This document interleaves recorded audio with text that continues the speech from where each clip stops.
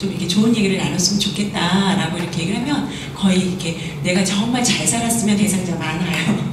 이렇게 약속을 잡아주시고 이렇게 하시는데, 그래갖고 이렇게 만났을 때 저희가 복음을 어떻게 전하는지 우리 정말 대선배시는 권사님께서 아까 우리 이종환 집사님이 말씀하신 것처럼 제가 제일 못해요. 그래서 저보고 하라고 그랬어요. 도전을 좀.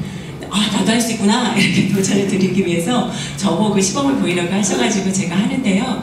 그냥 현장에서 이렇게 전도를 저런 식으로 전도를 하는구나 하는 것을 한번 보시면 좋을 것 같습니다. 네. 선생님, 제가 질문 하나 드려도 되겠습니까? 네. 선생님은 만일 오늘이라도 이 세상을 떠나신다면 천국에 들어간다는 것을 확신하십니까? 그런 거 생각해 본 적도 없는데요. 네, 그러시군요. 저도 처음에는 잘 몰랐습니다. 그런데 성경을 통해서 그 사실을 알게 되었습니다. 성경은 내가 너희에게 이것을 쓰는 것은 너희로 하여금 너희에게 영생이 있음을 알게 하려 함이라 라고 말씀하십니다. 성경에 기록된 목적이 바로 우리에게 영생이 있음을 알려주어 확신을 갖도록 하기 위함이죠. 어떠세요? 우리 정 권사님은 만일 오늘이라도 이 세상을 떠나신다면 천국에 들어갈 확신이 있으세요? 우리 송 권사님은 영생에 대한 확신이 있으세요? 네, 있으시군요. 예, 우리 이렇게 영생에 대한 확신을 가지고 기쁘게 살고 있습니다. 제가 어떻게 그러면 영생을 얻게 되었는지, 우리 선생님도 어떻게 하면 영생을 얻어 천국에 들어간다는 것을 확신할 수 있는지 말씀드려도 되겠습니까?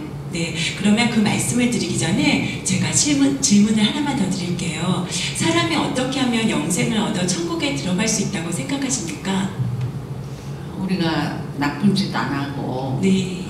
착하게 살면 천국 가지 않을까요? 그러니까 우리 선생님은 천국에 들어가기 위해서는 착한 행위라고 말씀하시는 것이죠? 네. 제가 선생님의 대답을 바로 이해했나요? 네. 네. 우리 선생님의 대답을 듣고 보니 정말 가장 기쁜 소식을 전해드릴 수 있겠습니다. 그 기쁜 소식은 영생은 값없이 주시는 하나님의 선물입니다. 그러므로 영생은 어떤 돈이나 공로나 자격으로 얻는 것이 아닙니다. 성경은 너희는 그 은혜에 의하여 구원을 받았으니 이것은 너희에게서 난 것이 아니요 하나님의 선물이다. 행위에서 난 것이 아니니 이는 누구든지 자랑하지 못하게 함이라 라고 말씀하십니다. 사실 우리가 살면서 생명과 관계되는 가장 중요한 것은 다 선물로 받았어요. 예를 들면 밝은 햇빛, 공기, 물 등은 값없이 다 선물로 거저받았습니다. 이와 같이 영생도 하나님이 우리에게 값없이 선물로 주신다는 것입니다. 그렇다면 하나님은 왜 영생을 선물로 주셔야만 하셨을까요? 그것은 성경이 인간에 관하여 하신 말씀을 잘 이해할 때 분명히 알 수 있습니다. 인간은 죄인입니다. 그러므로 죄인은 자기를 구원할 수 없습니다. 성경은 모든 사람이 죄를 범하였음에 하나님의 영광에 이르지 못하더니 라고 말씀하십니다. 성경에서는 죄를 이렇게 정의하고 있습니다. 첫째, 강도나 살인, 도적질이나 간음처럼 하지 말아야 할 것을 하는 것이 죄이고, 둘째, 부모 공경이나 이웃사랑처럼 해야 하는 것을 하지 않는 것도 역시 죄이며, 셋째, 교만, 정욕, 미움, 탐심, 시기질투, 거짓말처럼 나쁜 마음이나 나쁜 생각을 하는 것도 죄입니다. 그러나 무엇보다도 하나님을 하나님으로 믿지 않는 것이 가장 큰 죄입니다. 이런 여러 기준으로 볼 때 우리 선생님은 하루에 몇 번 정도 죄를 짓는다고 생각하세요? 그 얘기를 쭉 들어보니까 하루에 한 300번? 그 정도는 질 것 같아요. 그러세요? 네, 맞아요. 사실 물론 저도 사실 우리는 자신도 모르게 많은 죄를 짓고 살고 있습니다. 성경의 기준으로 볼 때 어떤 사람이 300번이라고 하셨지만 하루에 10번이나 5번, 아니 딱 단지 3번만 죄를 짓는다고 생각해 봅시다. 아마 이런 사람은 걸어다니는 천사라고 할 수 있을 것입니다. 그러나 그런 천사와 같은 자라도 하루 3번이면 1년이면은 1000번 이상, 90평생을 산다면 9만 번 이상의 죄를 짓게 되는 셈이죠. 그래서 이 세상에서 자신은 죄인이 아니라고 주장할 수 있는 사람은 단 한 사람도 없습니다. 그렇다면 이런 죄인이 어떻게 영생을 선물로 받을 수 있을까요?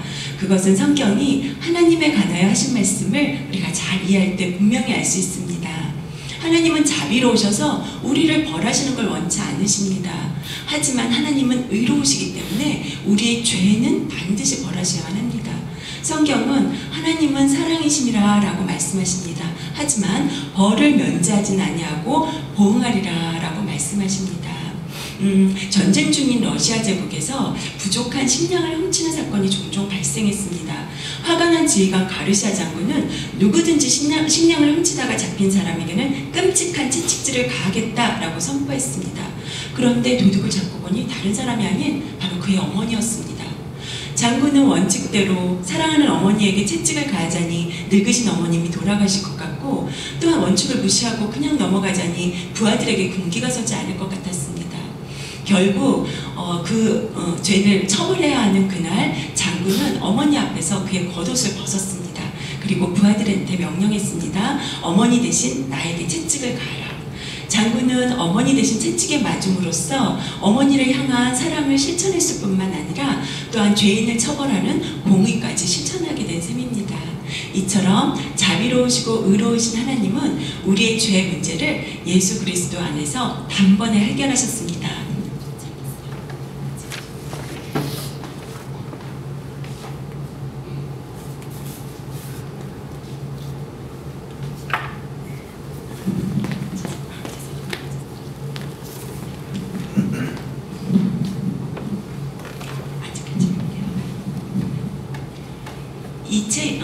이 책이 제가 태어나서 지금까지 지은 모든 죄와 모든 생각, 모든 말, 모든 행위가 낱낱이 기록되어 있는 책이라고 생각해 봅시다. 성경은 어느 날 이 책이 하나님 앞에서 펼쳐지고 제가 행한 대로 심판받게 될 것이라고 말씀하십니다. 그런데 여기에 문제가 있습니다. 바로 이 책에 기록된 저의 죄가 문제입니다. 하나님은 저를 사랑하시지만 저의 죄는 미워하셔서 반드시 벌하셔야만 합니다. 이 문제를 해결하기 위하여 하나님은 그의 사랑하시는 아들 예수 그리스도를 이 세상에 보내셨습니다. 성경은 우리는 다 양 같아서 그릇 행하여 각기 제 길로 갔거늘 여호와께서는 우리 모두의 죄악을 그에게 예수 그리스도께 담당시키셨도다 라고 말씀하십니다. 하나님이 미워하시는 저의 모든 죄가 그의 사랑하시는 아들 예수 그리스도께로 옮겨졌습니다. 예수 그리스도는 그 자신의 몸으로 우리의 모든 죄값을 대신 치르시기 위하여 친히 십자가에 달려 돌아가셨습니다. 십자가 위에서 우리의 죄값이 다 치러졌을 때 예수 그리스도께서는 다 이루었다라고 말씀하셨습니다. 범죄한 우리 모든 죄값을 예수님이 대신 다 갚아주신 것입니다. 예수 그리스도는 우리의 모든 죄값을 대신 치르신 후 3일 만에 부활하셔서 우리에게 천국 영생을 선물로 주시기 위하여 승천하셨습니다. 지금 예수님은 그 영생의 선물을 주시고자 하십니다.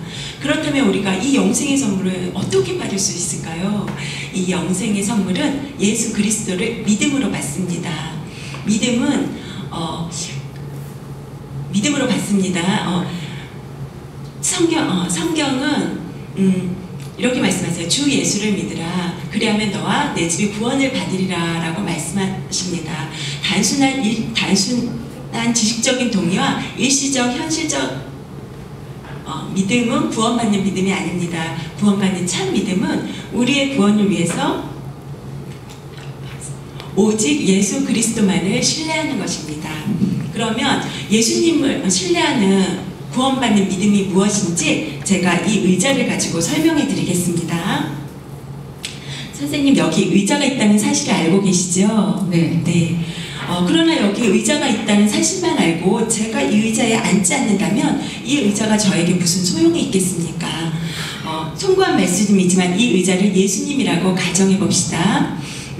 의자가 편하게 해줄 것을 알면서도 그냥 이렇게 의자 옆에 서 있기만 하듯이 예수 그리스도가 구원자라는 사실을 머리로만 알고 예수 그리스도를 신뢰하지 않는다면 그 믿음은 단순히 지식적인 동의에 불과하므로 우리 자신을 구원하는 믿음이 아닙니다.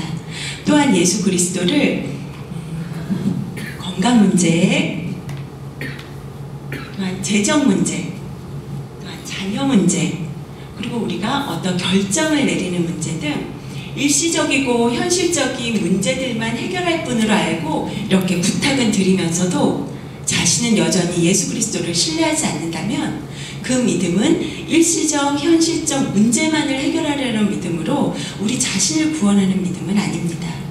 성경이 가르치는 구원받는 참 믿음은 자신의 모든 문제를 가지고 이처럼 자기 자신이 예수님을 신뢰하는 것입니다.